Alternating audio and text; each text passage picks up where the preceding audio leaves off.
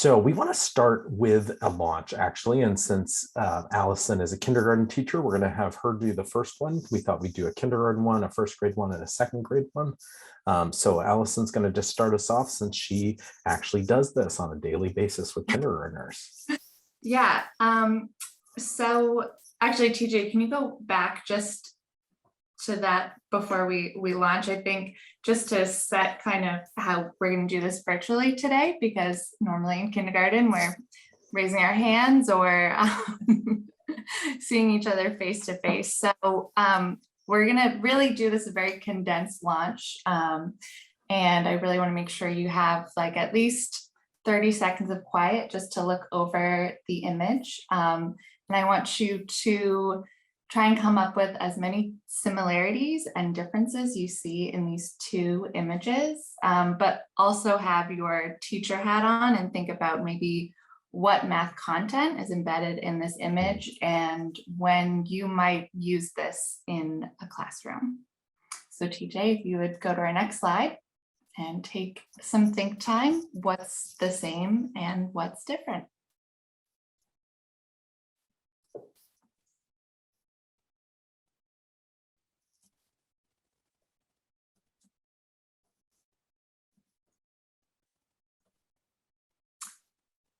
So if you are ready to share, you can either pop an idea in the chat or just unmute yourself. What do you notice is the same between these two images and what is different? I notice that they're broken into a group of 3 and a group of 2. One of them happens to be 3 squares, while the other one is 3 hexagons. Great. We have Julie saying both have 5 total shapes, something that's the same. They both use the same shapes in both pictures. Excellent. Yep, both have the same shapes. And the same colors. They're different because the one that I see first on the left looks like the 5 on a die, and the other one doesn't. Absolutely. Yeah, when I look at that first side, I see the dice shape right away. I see in the chat someone said both have 5 total shapes.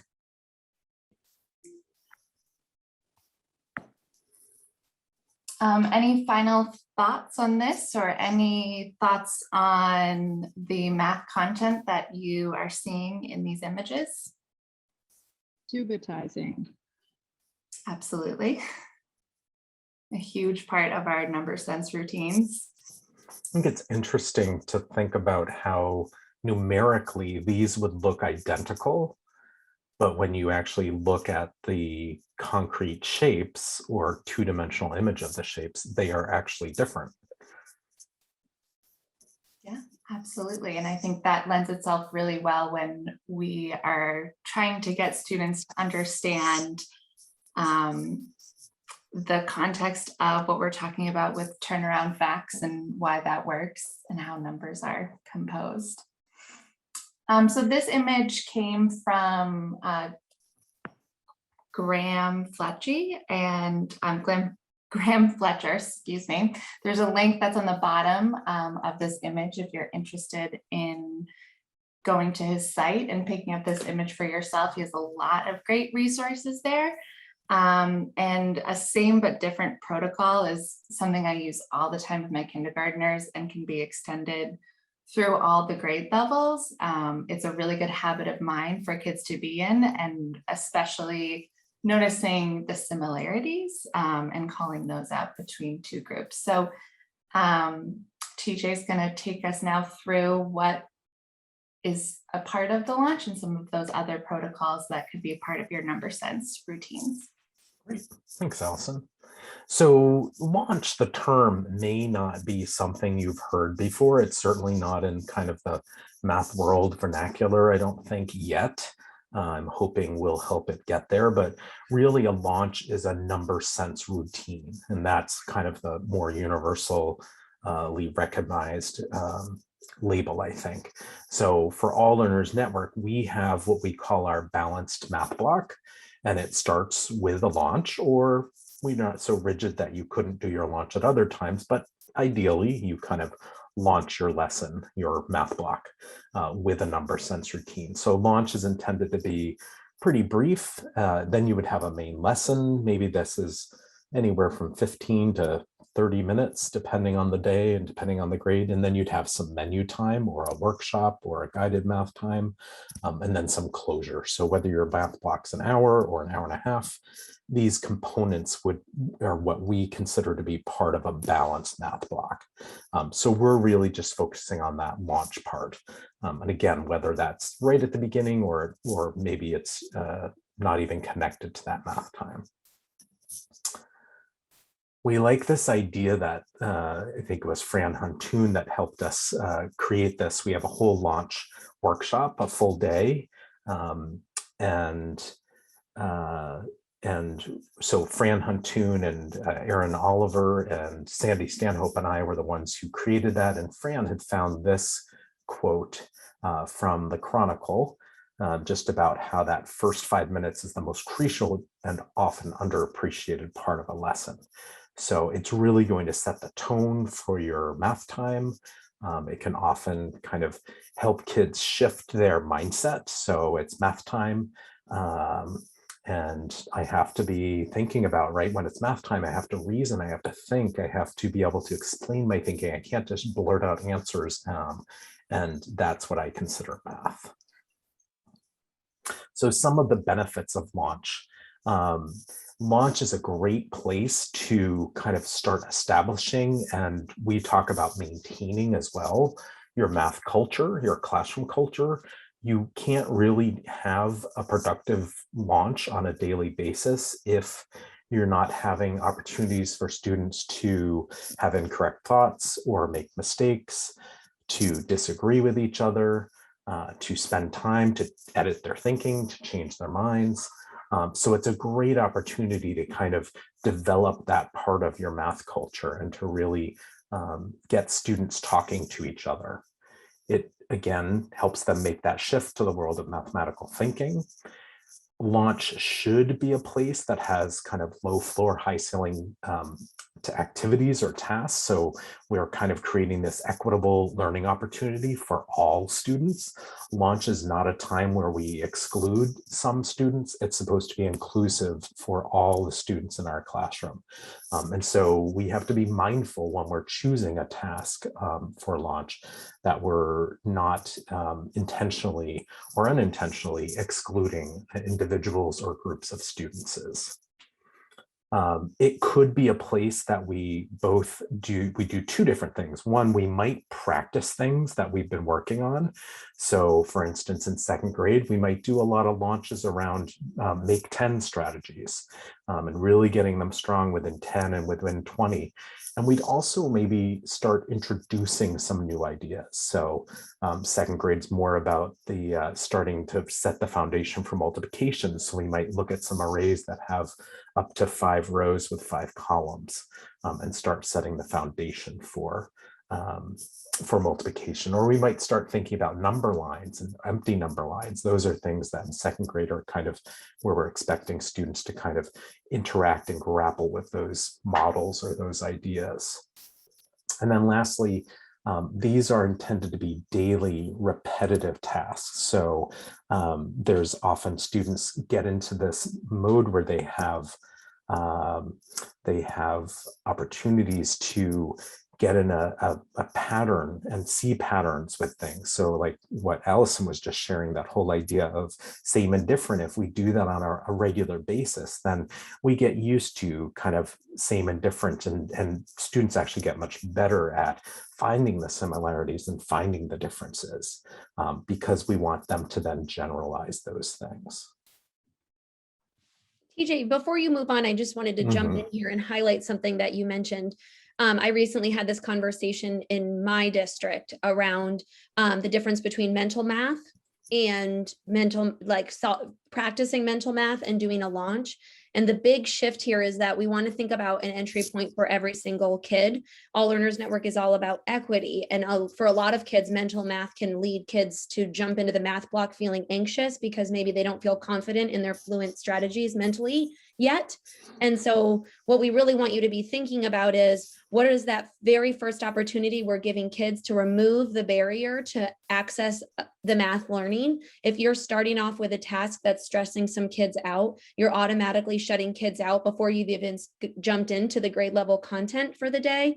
So that might be a shift for some of you. And I know a lot of programs use mental math to enter into the lesson. And that is one way to do a number sense routine, but we're going to offer you a lot of different ways to consider what is the best way for entering every single child in your room to the math lesson.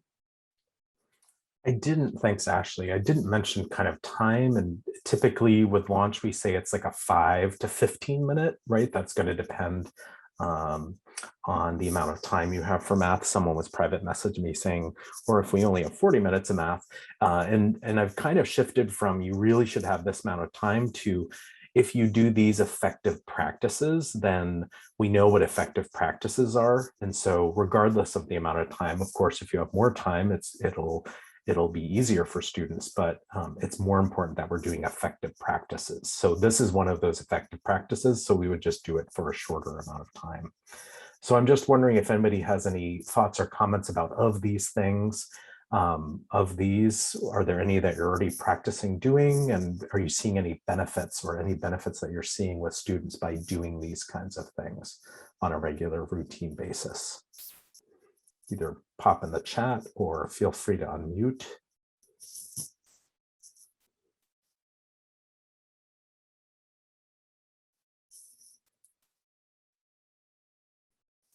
That student discourse and accountability Julie's talking about.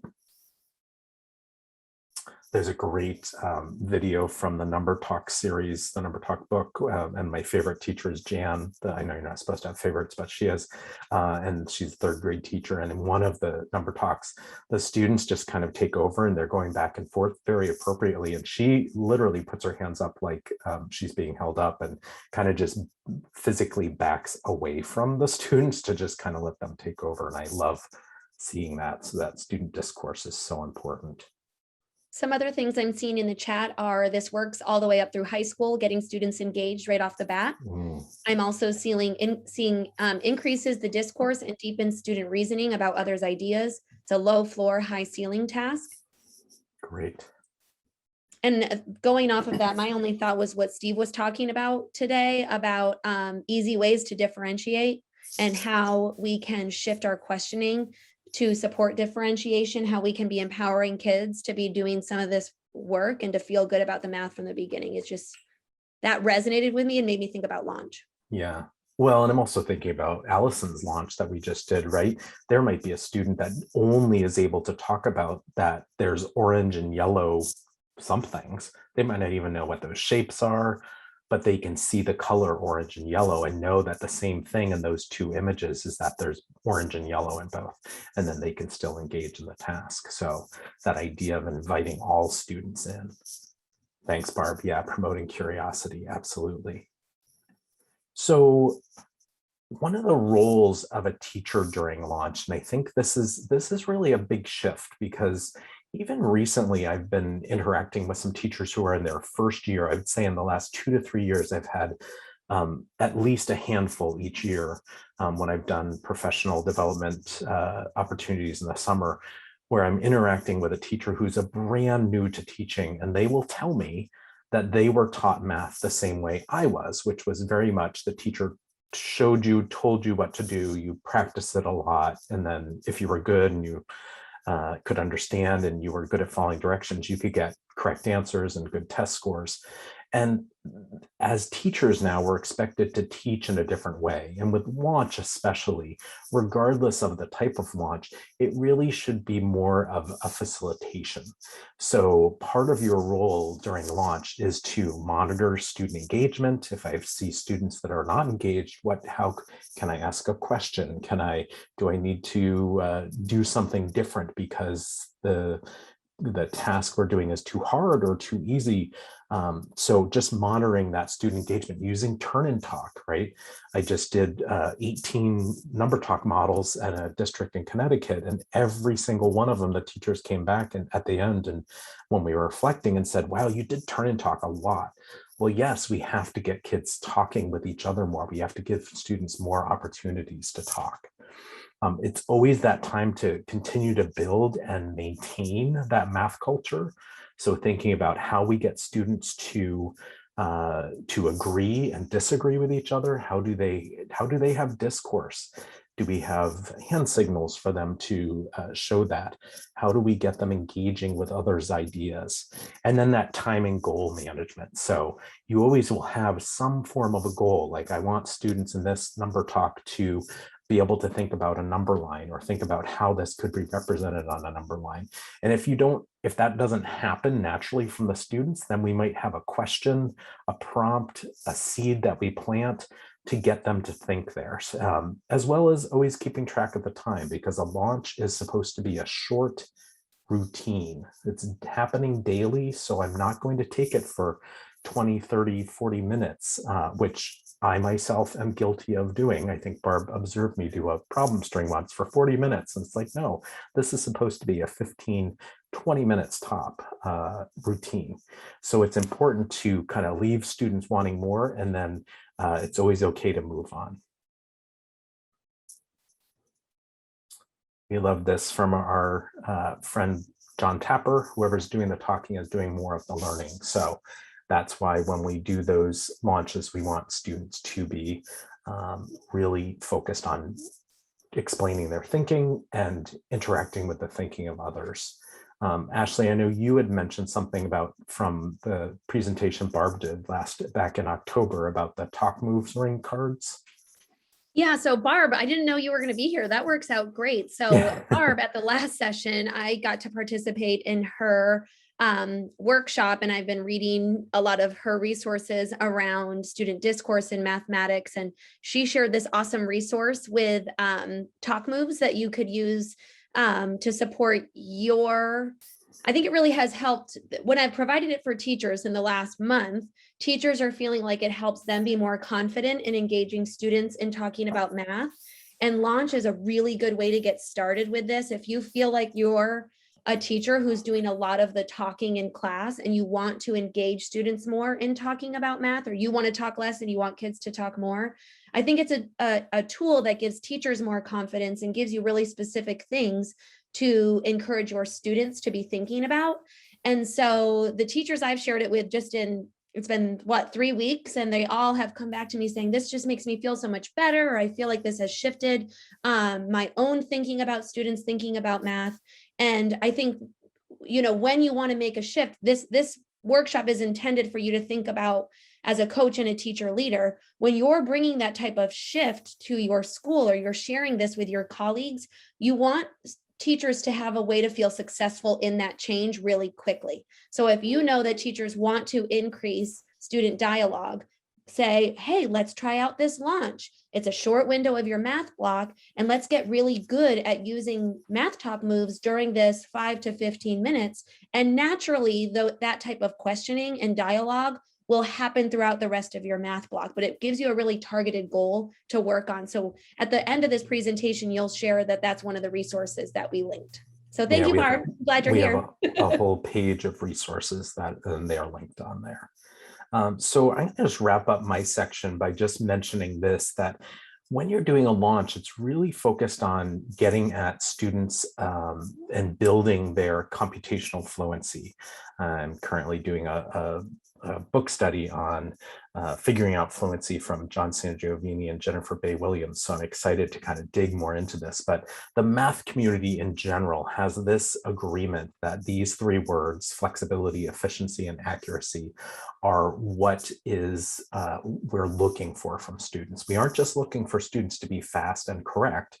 Those are good things. The fast part is a result of being strategic and finding efficient ways. But really that flexibility is a huge part of it. So if I have students that just have one way and they apply it to everything and they tend to get correct answers, that's great, but they're not considered computationally fluent, because at some point when the numbers get so big, they will definitely either make errors if they're trying to do it mentally, or it'll just be too burdensome. So the big idea here is being strategic. We want to be strategic thinking math people. We don't want to just be programmed like robots. Oh, I guess that's me as well. Sorry, I thought I was done with my section. Or is that you, Ashley? That's you, Nope, just the that is numbers me. shifted because Okay. you added that little social media one. Thank you, I did. And Yes, you're doing the that's launch why. too. Gotcha. Okay. And of course, John Vanderwall, right, who's just an amazing, was an amazing educator, talks about this idea of being flexible with methods of computation. So any of the greats that you read will talk about this idea of computational fluency and procedural fluency, where we have to have that flexibility piece. So just a couple references there around that. All right, so we're going to just do another launch. This one is kind of a first grade level. I took a number talk from the number talk book from Sherry Parrish, and then I used the Math Learning Center app for the number rack, which is a rec and rec. And so very quickly, I'm just going to put them up, and we can just put into the chat, how many do you see on the left side, and how do you know?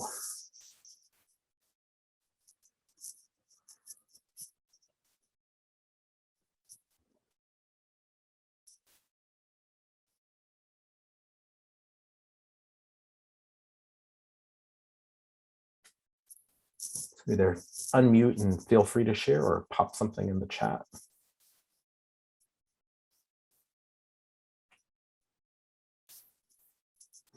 So someone saw the 10 and the 2, these 10 red, 5 top, 5 bottom, and then the 2 whites.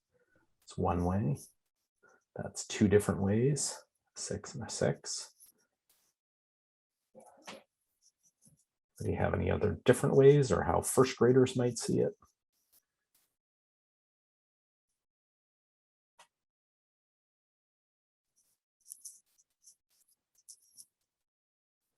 Uh, 20 minus 8, so I could look those 8 on the right side, and they're not in play, but if I subtract them off from that 20, yeah, I could know. I'm just going to go on to the next one because I think we have 3 of these. So in this number talk, there's 3 parts to the string. So again, same thing here. How many do you see on the left side? How do you know?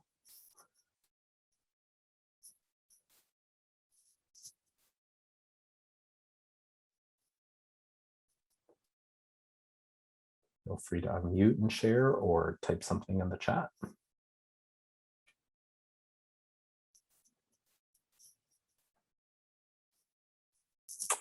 So Julie's working off of that doubles idea, but then there's one more on the top. So the 2 6s is 12, and then one more.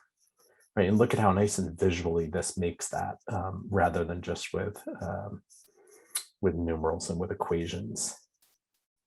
Tara's working off the one last time. We knew the last one was 12, and then it's just added one more. Again, seeing that 10 red, seeing the 10-ness, and then the 3 white.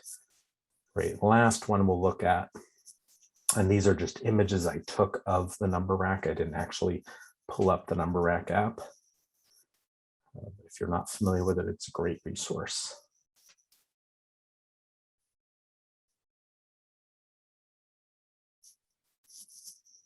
Last one, I love this one because then you really can start thinking about using both sides.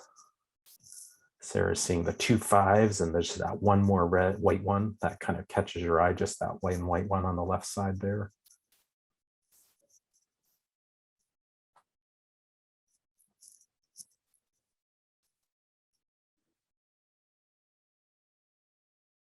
Any other different ways to see this one?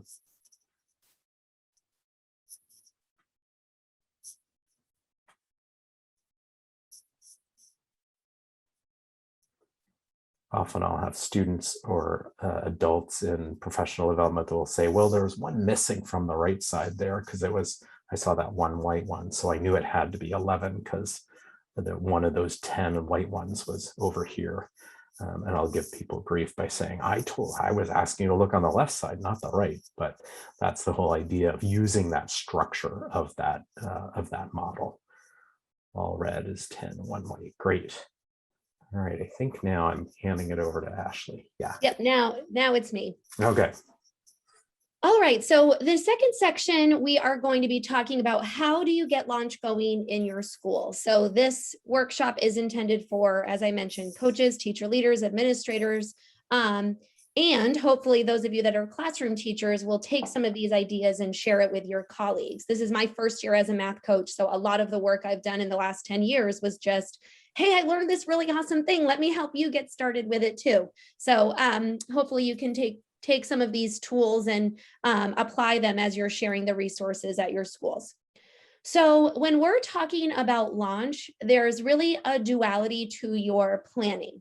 So as a coach, you are supporting your teachers in planning before and then reflecting after, whether you're modeling the lesson or you're co-teaching or you are observing a teacher do a launch. And what you really want to support your teachers in is looking back at the concepts that your students already know, considering the math goal that you'd like your launch to work towards. So you're already doing all of that before you even do the launch with kids. You're thinking about what is the math that I want students to get out of this opportunity. You're thinking about what do I predict students might say? That's a really helpful question in your planning because it'll make sure that whatever you're using for the launch is actually getting at the math. It's a really important question to consider in planning, especially from a coach's perspective. What is the math you're doing? What do you expect students will do? And then inevitably, once you get in front of kids, they will do something different. And once again, I think this really is connecting to what Steve was talking about earlier today, that we ask these open-ended questions with the hope that kids will come out with something that we didn't expect and will share different strategies, because that's what supports kids in understanding the mathematical concepts. So you can go ahead to the next slide, TJ. Ashley, I just wanted to say one thing there about the Yeah. planning piece is that this is where it's so important that instructional teams plan together, right? So when I have a special educator and I have an interventionist with a classroom teacher, and those folks are helping to make sure all the students in the classroom have access to that launch. So it's not just one person's responsibility, it's the instructional team. Yep. So when we are thinking about planning for launch, we have some tools that we're sharing with you at the end, some resources that we are providing for those of you that are in a coaching role or an administrator or teacher leader role. And these are some tools that you could use in your planning. So you're going to be thinking about what is the launch or number sense routine that you're hoping to do. As I mentioned, what are some possible strategies you'd expect students to come up with?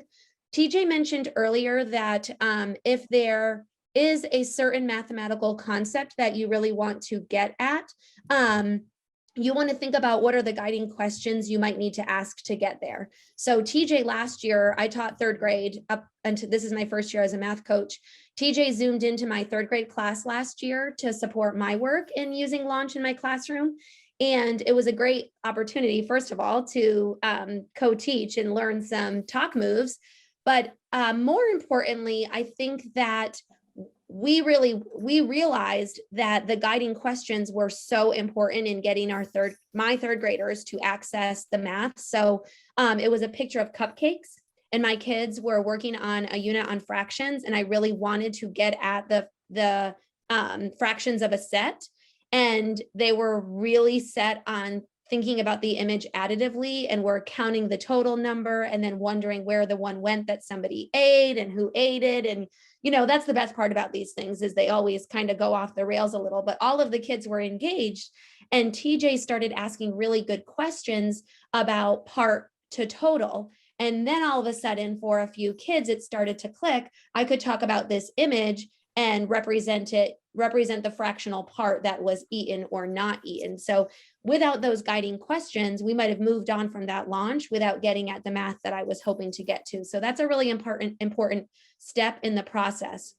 You also should consider what misconceptions students might have when you put an image up there. Just you want to think about, or any opportunity up there, especially if it's a number talk with just numbers, what are the misconceptions students might have, and how can you shift the conversation to change students' thinking without making them feel like they are wrong. The worst thing you want to happen during a launch is for kids to disengage. So you want kids to stay engaged and feel like they are able to accomplish the math throughout the entire launch. So just think about where might things start to go off the rails a little, or where might students start to be confused, and how could you guide them back to where you want them to be without sending the message that they did it incorrectly. And then this planning tool also has a place where you can reflect on potential student strategies. But I also use this to record what students actually did. As a coach, if you are observing someone do a launch, this is really helpful for you to do for the teacher, because in the moment, they might not be able to remember all of these. So from the coaching end, I like to record student strategies for the teacher. But when I'm in there by myself and doing a launch as the classroom teacher, I would just record students' work on chart paper or on the board, and then take a picture of it on my phone and then look at it later. Another little tip is, once you've done that and you have a picture of all of these strategies, they make for really good journal prompts in your math menu. If anybody's using that structure as well, it's a way that you can kind of connect all of those components of your math block. Hey, Ashley, I just thought there's one thing I would add in here, which is I think it's always great to have like a parking lot area or a boat launch, whatever you want to call it, because I have had the experience where a teacher will have a student do something and they're like, I don't know what this kid did, right? And so, the teacher has that deer in the headlight, and that's okay as well. I think it's okay to kind of pause and say, gosh, that's really interesting. Let's consider that, and kind of put it aside and come back to it when you have the bandwidth to kind of, digest that. All right, you can go to the next slide. Thank you. So there are some things I'd like you to consider as a coach or teacher leader in your building, and how you can use Launch to support overall quality math instruction. So this list includes effective math teaching practices from NCTM. If you are a math coach, you're likely using this resource, or if you're not, we've linked it for you because it's a really helpful resource to support teachers in instructional strategies that are well researched and likely to support the learning of mathematics for all learners in the room. So one tool you might use with teachers who are getting started with Launch is having a conversation about what are the effective math teaching practices, and how can we make sure that the Launch embeds those effective math practices. I find that Launch naturally helps you to establish a focus for learning and provide opportunities for students to reason about something and use dialogue and represent their thinking, share solutions, use evidence to support their thinking. All of these things that we know are part of good math teaching naturally come out of a Launch or number sense conversation.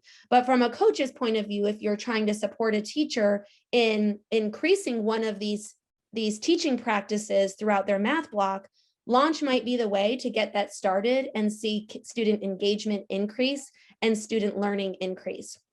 And the other thing I wanted to mention that I think is really important to consider, if you are bringing Launch to your school or sharing Launch with other teachers, Launch is an opportunity for you to create a classroom culture that encourages kids to make mistakes, to have a growth mindset, to have productive struggle, to ask good questions. So I included the most magnificent thing in here because it's one of the read alouds I use at the beginning of the school year when I'm getting kids started with the Launch routine, because it's all about making mistakes and how when you make a mistake, you actually create something new and amazing that wouldn't have existed before.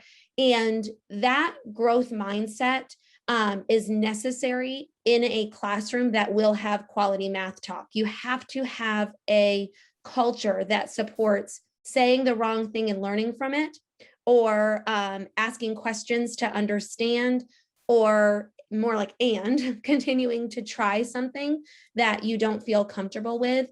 We could do a whole nother 75-minute or more workshop on the classroom culture that is necessary to support this type of thinking. But I just wanted to highlight that from a coach's perspective, that might be an area that you could support a teacher in growing in, is before we even, really get going with launch, what are the some things in your classroom that you feel like we could work on that will make your classroom a place where kids feel like they can talk about math and ask questions, make mistakes, and have productive discourse around the content. That will not happen naturally as a culture where there's a lot of math anxiety. We need to create an environment where that's safe for kids and for adults to have those types of conversations. So like I said, this section is really about what are the things you're going to need as a coach or teacher leader to get this going in your school. This might be something that you notice is an area to grow for you and your building. Actually, I use that book. It's first of all, it's a fun read aloud, right? Like kids love it.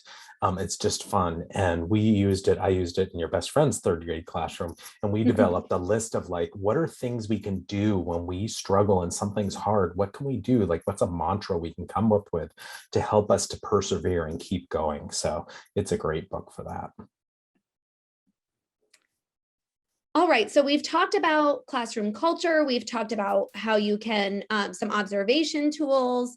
We've talked about what a launch is. So now you might be thinking about, how do I decide which mathematical concepts to focus on during my launch? All Learners Network has the high leverage concepts, which are the enduring concepts students need at each grade level to be able to access algebra. We know that algebra is the gatekeeper for college and career readiness. For a long time, we thought literacy was the biggest indicator for student achievement later on. And now we know actually students being able to engage in algebra and be successful in algebra is actually the thing that's holding people up from being able to graduate from high school and see later success. And so All Learners Network, through a lot of research and working with teachers, has created these concepts where there is one concept per grade level that we consider the most enduring concept. 100% of students need to understand at each grade level in order to access the next grade level concept for it to build up to algebra. So for example, third grade, it's being able to multiply within 100. That's not the only math of third grade, but it's the most important concept in that grade level to ultimately get to algebra. And so as you're getting started with launch, looking at the high leverage concepts, which I believe, TJ, are you going to drop the link there? They're free on our website. We have other resources related to the HLCs. We have high leverage assessments and progressions documents for both of these.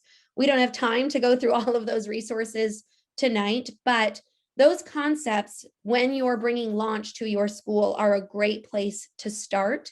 So in third grade, a lot of my launches were around multiplication and images that would lead to conversations that would move us forward from additive reasoning to multiplicative reasoning. So starting the year with a lot of equal sized groups and moving into arrays and area models and looking at those and just having a conversation with kids about what they see. And for a lot of people, they're noticing right now that kids are really struggling in some of these basic skills and basic fluencies at each grade level. And so launch is a good way that you can get at those concepts in a way that engages all learners in the room and helps everyone to move forward a little bit each day. So to wrap up, you might be wanting to think about some observation tools. So when you're going into classrooms as a coach or teacher leader, what are some things that you might be looking for as your teachers are getting going with launch? Or what are some checklists you'd want to provide for students so that they know what you would hope to see as they're creating these cultures in their classrooms and establishing this routine for students? Another resource I want to share with you is Jo Bowler's from UCubed. She has these weeks of inspirational maths, and they're usually a cute little video on how to have a growth mindset, especially in mathematics, and how all of our brains learn math differently and we can all be really awesome mathematicians. And there's usually an activity associated with it.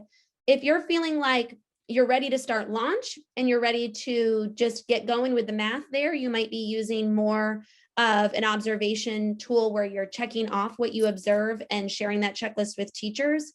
Or you might be just at a place where your school is working on supporting the culture in mathematics, where kids are able to talk about math and have that growth mindset. That would be a good place for you to start with those weeks of inspirational math. And yep, so TJ just dropped in the chat. We're going to share all these resources at the end. There's a million other resources that we'd love to share with you, but we really want you to have this session be a place to start. All right, so now we are going to experience another launch. This is a second grade launch. So I'd like you to just take a look for about 30 seconds. This is a which one doesn't belong, and there's an entire website of these. And for my third graders, and I've been doing these in some fifth grade classes, they are their favorite type of launch.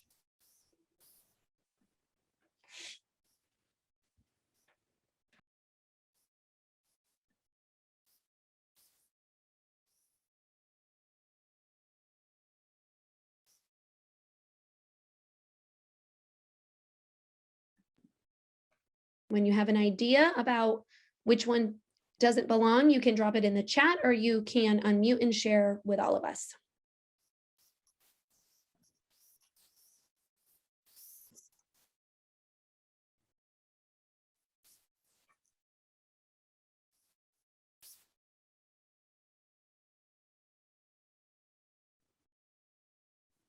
Someone's saying the bottom right one because it's just one coin. All the others have more than one. I see the dimes because they don't equal 25 cents. Ooh. So that's a great example right there of the range of how kids could engage. They might think about this additively or even multiplicatively, or they might literally look at counting the number of coins. It can span a wide range of mathematical ideas. Ooh, the nickels are all tails. I hadn't noticed that, Barb. Yeah, all the others are heads. The pennies, they are brown. Right? For some second graders, that might be where they're at. They can see that there's brown coins and silver coins. They might not know the values yet or know some of those other things yet, but at least that piece they can engage in.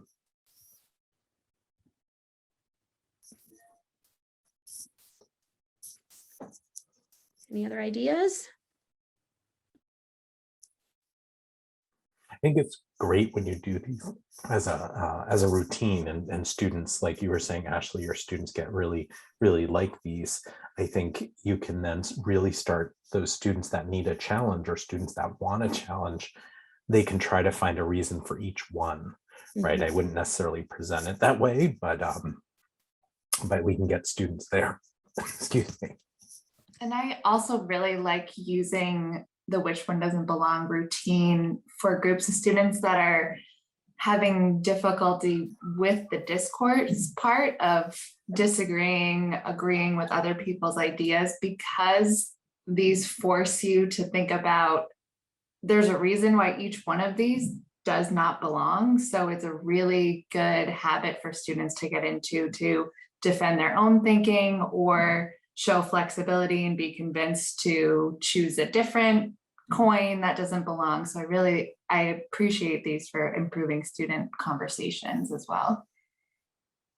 And I just dropped a link in the chat specifically for some ideas for which one doesn't belong. But TJ mentioned that those are linked on our launch resources page. You'll see on our resources slide, we keep coming back to that at the end of this presentation. It's at the end of your the PDF that we shared with you. We've linked all of these ideas there. The launch website has a ton of resources on it, but these are just I wanted to specifically share the which one doesn't belong because I'm not sure if I linked it on that slide directly. All right, I think you're up, Allison. Yeah, so now we're finally to what we keep alluding to, these resources. So, I mean, if you're in this presentation as a teacher leader or a coach, you know, we're all in places right now where we know our colleagues and our own bandwidth is pretty low. So it may feel intimidating to bring a new practice or help teachers improve this practice if it's something that you're already doing. And what I found to bring people on board to add this routine into classrooms is to start with what your school is already using. Look at what your classrooms already use. A lot of curriculums, Bridges, they have the number corner routines, Engage New York's fluency practice, or even just some of the warm-up routines that are in other programs. There's some really good stuff that already exists there. And so showing your teachers what parts are useful in a launch routine, and then with that intentionality that Ashley was talking about, when you are sitting and planning, know your roadmap of where you want your kids to go in that year or where the gaps need to fill in. So you know where you need to seek out something different. And where your program is missing something, there are lots of different places that we're going to show you where you can pull ideas from. So TJ, you can go to the next slide. So the All Learners site is constantly being revamped and updated. There's been a huge effort by a lot of people to really keep this site current. So think of this as a go-to spot. Everything that we've been talking about in this presentation tonight, you can find on this site under that resources tab. And what's really nice about it too is that each section of the launch, there's a nice little introduction that TJ's written, and you can kind of think of that as like your elevator pitch of if you want to get someone on board. There's some really good points that you can make that might be connected to some areas that people are already seeking out assistance from you. So when you go to this site, there's some 6 window panes that really have the number sense routines that are there. And what I like to think about is why I would choose one of those, and then you can click in and navigate to different resources. ALN has some images, like the visual images. Again, there's that little elevator pitch, but then it deepens some of those different representations that you might use with your students or give to a classroom teacher that they can use with their students. I was thinking about this section of the site during Steve's presentation because these are the places that the strategies will come from students when they're presented with the right types of images. So knowing where your students are at and where you want them to go, this is a great place where you're looking for, Ashley was talking about, she's working, trying to get them to see things fractionally. So putting the right image in front of kids at the right time can be really powerful for them to create their own strategies. And that's what we want in a launch, is for them to have the ownership of those. And Allison, can I just interrupt you for one quick Yeah. second? So my kids got really into launch last year in these images. So if you have some kids who are super into this, and I had some kids who really liked photography. So during our choice time during the week, several kids would look for things in the classroom that could become a launch image, or they were using pattern blocks or other shapes to create images. And then we would send them off to TJ or Natasha, who does our website for us. And she put them on the All Learners Network website. And when TJ zoomed into my class, he said, "Oh, I got this image from this All Learners Network website," and zoomed and, scrolled down, and all of my students didn't realize that those pictures they were sending, we had put, there's some of them there. We had put them up on the All Learners Network website. So they were like, that was one of the ones my students made. They were convinced that they are famous, obviously, because they have something that's on the internet. And so just consider that if you have some kids that get really into the launch images, and this is a really fun project for kids to create them, and then just send them to any one of the three of us, and we will get them to Natasha, and we will give you credit for them and pop them up on our website. And that is really engaging for kids. Yeah, I have to tell a quick story about this image because I had done the launch workshop last year. It was our first time doing it. And one of the teachers sent me this image of the chocolates and said, TJ, my husband got me these for my birthday. And she's like, I don't really like them. And he gets them for himself. And she said, so I kind of gave them over to them. He was about to unwrap and eat one. And she said, stop, wait, I have to take a picture for TJ. So she took a picture of this before her husband consumed them and sent it to me. And so this is just a really cool, array that's kind of missing some. But you two can have, and I'll credit your Twitter account, your email, your name, whatever. She didn't want any credit on hers. But yeah, like Ashley and Allison were saying, we can put other people's images up there, because I know I've taken a lot and I never had a place to put them. And I mean, what a perfect segue, because once you start taking images and getting your own brain into this routine, you can't stop building these images. I have yet to bake cookies without taking a picture for my lunch routine. You really just start seeing the math everywhere as an adult. And, I think so much about routine and how kids thrive in routines, and they start to see the math everywhere as well. Things that are pretty basic and straightforward, like a present from your husband or a tray of crackers, all of a sudden are arrays and really rich counting tasks. And I think they really do, again, contribute to that math, but that classroom community where we have these really strong shared experiences together, and it's around mathematics. And it makes it really relevant for the kids because it's their world that they're seeing and talking about, and finding the math everywhere. So I hope you start seeing that too once you're in these routines. These were actually a colleague of mine who sat down next to me to eat lunch. And I'm like, oh my gosh, can I take a picture of your lunch? She thought I was a little odd, but I love it. Just like Allison was saying, it's everywhere. Yeah. And we all know kids and food is usually a really easy sell. Ashley also mentioned, and TJ, part of a balanced math block in our menu, including journaling about math, is a really powerful tool. And when they have these experiences in launch, getting them to be reflective about the strategies that they saw. I wrote down something Steve said, because I thought that was a great question, that who did it differently, and keeping a record of those things for kids, whether that be a whole group journal for students, for younger students, or cataloging it in your own journal for older students. We have a couple of ideas here for some journaling questions you could use with your students, but we do have a link embedded that just has a few more questions and some ideas about how you could allow students to journal about lunch.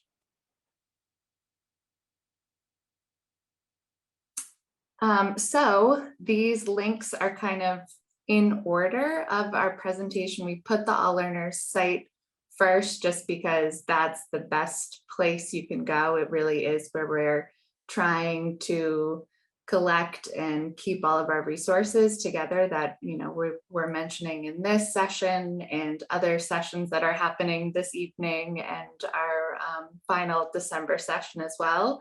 And then as you go down that list, some of the links to what TJ mentioned in his section, Ashley's section, where she has those planning and observation tools, those are linked for you there.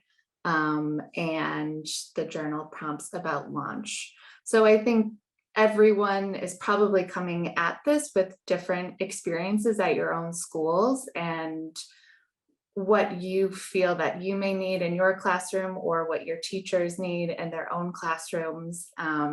So I'm curious to know what resources are speaking to you, and what where you want to go with your teams. So you can either unmute and share that or pop something in the chat of a tool that you're looking forward to using.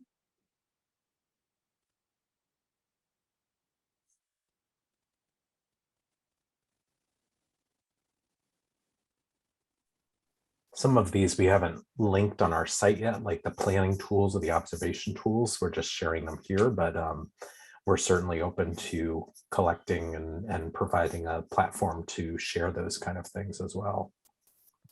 I have a particular teacher in mind who really likes to talk at students. And so I think that this would be a really easy, great place to start to allow students to have those conversations.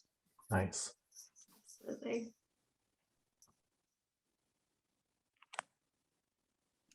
Someone posted they're really excited to explore the ALN website.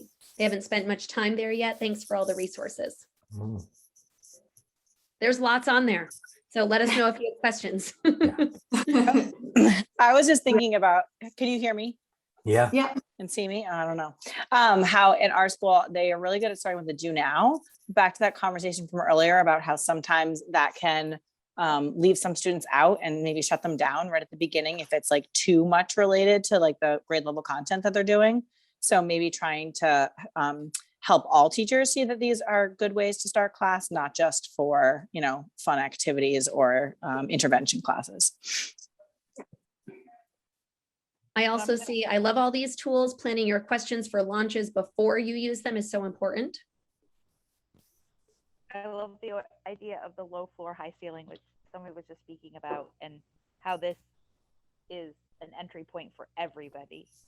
And enjoy that. Yeah, we've been at All Learners Network, we've been using the image. You know, in the past, it used to be the kids looking at the baseball game, and you had some kids who could see and not see, and then the image where boxes are added so that everybody could see. And I really think that launch is that third image that we're now really starting to consider when we're actually talking about equity. That equity is not just giving everybody the box they need, but equity is removing the barrier that existed in the first place. And for me, I think that launch is one of the huge factors that contributes to kids engaging in grade level content, because they were invited to engage in something at their level right from the moment you started math. So that's where that barrier is broken down. Everybody gets to see the grade level content because they were welcomed from the first minute of math class. So this was a resource that we created to support anybody who's new to All Learners. We have a lot of avenues to get engaged with our organization, and we tried to outline what are the ways that you could get involved based on where your current position is to make an impact on your schools. So the initial entry into All Learners Network is Math for All Learners, which we are offering. It's sponsored by the Agency of Ed, so it's another free for participants opportunity, January 19th and 20th at the Learning Center. And then there are several dates where it's going to be offered virtually, also for free. Those are, the virtual dates are not up yet, but the in-person dates are up for registration on the events page on the All Learners website. And we have a new course coming out, hopefully soon, on equity in math. And then from there, I know a lot of you are classroom teachers, so hopefully you've taken some information about launch, and maybe you want to engage more with All Learners Network to talk about main lesson and math menu. If you're a specialist or interventionist, we have specific courses on specialized instruction and intervention. We're going to be offering a special certificate for that, actually, that provides a lot of different opportunities for you to support engaging all learners in your schools. And then finally, if you're a coach, which is what this presentation is geared toward, a coach or a teacher leader, we have cohorts that are going to be going on across the state to just connect with other people who are working on math and supporting teachers, especially in this really challenging school year, in meeting the needs of the variety of learners that are in our classrooms. And I would just add, Ashley, I'm sure you mentioned it, but the launch workshop, which is a 6-hour offering, Aaron, Oliver, and I did that back in September, and we've just started our virtual series, but that's something we could bring to any school anywhere. either in person or virtually as well. So to kind of get all of your teachers on board with launch.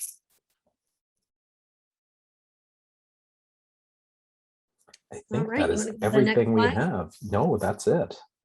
That's the last slide we have. Awesome. Okay, well, do you want to pop up there the social media again? I think, is it this one? Yeah, there we go. Perfect. So we wrapped up just a couple minutes early. So if you loved something that you heard or want to just share with other people, we would love for you to post on social media using the hashtag ALNCon 2021. So we hope to see you on December 8th. Great. So we're happy to answer any questions, chit chat. Or you can go enjoy your night. We were worried we would run out of time, right? So that was, I know, our timing was not too bad. Not bad. There. Yeah. Thank you, everybody. Thank you all so much for joining us. Thank you.